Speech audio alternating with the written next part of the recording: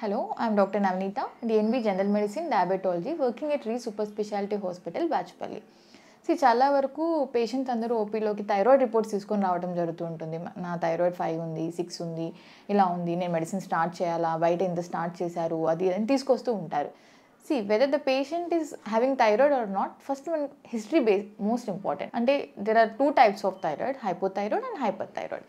TSH 5 ఉంది కదా అని చెప్పి బయట మెడిసిన్ స్టార్ట్ చేసి రావటం కరెక్ట్ కాదు. First we have to take a proper history. వాళ్ళు ఏమైనా బరువు పెరుగుతున్నారా, జుట్టు బాగా ఓడిపోతుందా, మామూలుగా ఓడిపోయేదానికంటే ఎక్కువ ఓడిపోతుందా, ఆకలి సరిగ్గా లేదా, నిద్ర ఎక్కువగా పోతున్నారా, చాలా వీక్గా అనిపించడం, నార్మల్ యాక్టివిటీస్ సరిగ్గా చేయలేకపోతున్నారా, ఇలాంటివన్నీ తీసుకోవాలి. ఇలాంటివన్నీ కూడా లో థైరాయిడ్లో సిమ్టమ్స్ ఉంటాయన్నమాట.